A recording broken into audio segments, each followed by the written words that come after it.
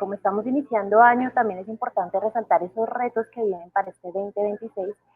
y hemos visto que en el sector energético existen varios. Iniciamos hablando acerca de lo que ha venido sucediendo con todo lo que tiene que ver con el gas. Perfecto, yo creo que con el gas es un tema bastante importante. Hemos visto los reportes periódicos que saca el gestor del mercado de gas natural. Hemos visto que en esos reportes más o menos ha mostrado un déficit de oferta el gestor de gas para los periodos 2026, 2027 y 2028, unos déficit de ofertas versus la demanda de gas en el país que pueden oscilar más o menos entre el 20%, lo que quiere decir que vamos a necesitar el gas importado. Y esto es bien importante, digamos, sobre las discusiones de si se requiere gas importado, no se requiere gas importado, discusiones incluso que trascienden lo técnico y van un poco más a lo político de que vamos a depender un poco del gas importado, pero lo que es cierto es que nuestras fuentes principales de gas, que son los campos del norte del país, de la costa atlántica, los principales campos como Chuchupa y Ballena y los campos del interior del país como Cusiana y Cupiagua, son campos que están en declive. Y necesariamente vamos a necesitar que importar gas en un periodo de transición, por lo menos mientras los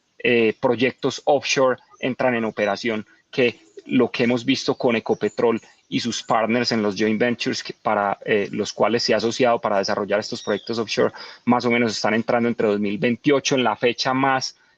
digamos,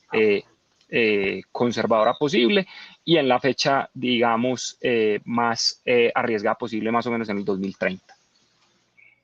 El costo del gas también ha sido uno de los factores cruciales acerca, o bueno, que nos ha venido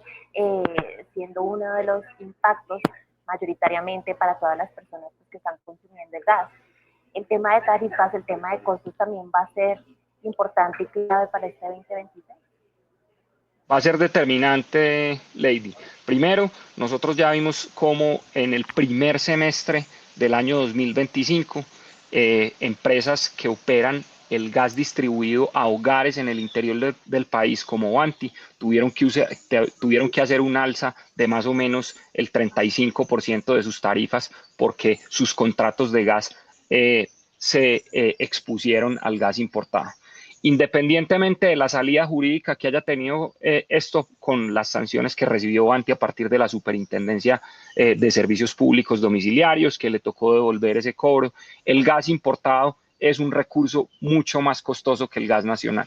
El gas nacional estábamos acostumbrados para tener un orden de magnitud entre los 5 o 6 dólares el millón de BTU, que es la unidad básica del gas para su consumo, y el gas líquido, el gas natural licuado, solamente puesto en Cartagena, sin regasificar y sin transporte y sin los costos de transporte hacia el interior del país, puede estar alrededor entre los 14 y 15 dólares. Es decir, un costo que puede ser a lo sumo casi 3 veces mayor de la molécula, sin contar,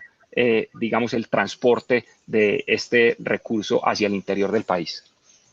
Hablando también de hidrocarburos, pues hemos visto que las reservas tanto de gas como las de petróleo han venido pues bajando en los últimos años. ¿Qué se podría esperar para este año en lo que tiene que ver con el petróleo? Sí, yo creo que, pues digamos, es un tema bastante importante el tema del petróleo, el tema, digamos, de precio, sobre todo del Brent, que es la referencia, digamos, que más importancia tiene para Colombia de acuerdo con sus campos de producción. Tiene unas expectativas, digamos, frente a los años anteriores todavía muy bajas, unas expectativas que se ubican más o menos en 69, 70 dólares para hacer un promedio en todo el año 2026 frente, digamos, en 2024 y 2025, que tuvimos no solamente unas expectativas y unos promedios, digamos, reales más que expectativas, que oscilaban entre los 75 y 85 dólares durante los 2 años. Y adicionalmente a eso hay que ponerle un agravante, digamos, para la situación fiscal del país y también para el tema, digamos, de nuestra petrolera estatal, que es Ecopetrol. Y es que la expectativa de tasa de cambio también es menor. en los últimos 2 años tuvimos una expectativa o una tasa real de cambio promedio entre los 4.000 pesos. Hoy estamos esperando que el promedio de tasa de cambio oscile entre los 3.700, 3.800 pesos durante el año 2026. De tal forma que ese precio tampoco lo vamos a ver compensado en temas, digamos, de tasa de cambio. Entonces, la situación fiscal del país por los temas, digamos, derivados del petróleo y adicionalmente la situación de Ecopetrol puede verse, digamos, un poco estresada, teniendo en cuenta que las utilidades de Ecopetrol del 2024 frente al año 2023 tuvieron una caída importante casi del 22%, y teniendo en cuenta que la producción que tiene proyectada Ecopetrol para el año 2026 es más o menos igual que la que tuvo en el 2025, más o menos 750, 760 mil barriles día. ¿Qué hacer para que Colombia pueda volver a tener esta autosuficiencia en hidrocarburos? Yo creo que es importante, desde el primer punto, despolitizar la discusión. Hay un tema, digamos, donde la discusión acerca de los hidrocarburos y la discusión acerca del petróleo se ha politizado bastante, y yo creo que eso ha trancado un poco, primero, para que, digamos, las compañías puedan invertir tranquilamente en el país, explotar realmente sus reservas. Segundo, para que las agencias del Estado, específicamente la Agencia Nacional de Hidrocarburos, pueda hacer nuevas rondas, digamos, donde se asignen nuevos contratos de exploración y de explotación de hidrocarburos. Y tercero, pues yo creo que también las condiciones macroeconómicas afectan, no solamente son decisiones puntuales del orden político o del orden, digamos, económico que se tomen al interior del país. Hay condiciones, digamos, de precio que hoy en día no son tan favorables como las que teníamos hace algunos años, y vamos a tener que jugar con esas restricciones. El petróleo todavía tiene un campo grande para jugar, digamos, hasta los años en que llegue a su pico por el declive de uso de otros por el declive debido al uso de otros energéticos, y yo creo que ese espacio lo tiene que aprovechar Colombia, no solamente, digamos, para desarrollar su sector petrolero, sino para aprovechar los beneficios fiscales que eso tiene para el país. Dentro de este tema también Sirius se ha convertido en una de las alternativas que ha mencionado como tal, pues Ecopetrol y Petrobras,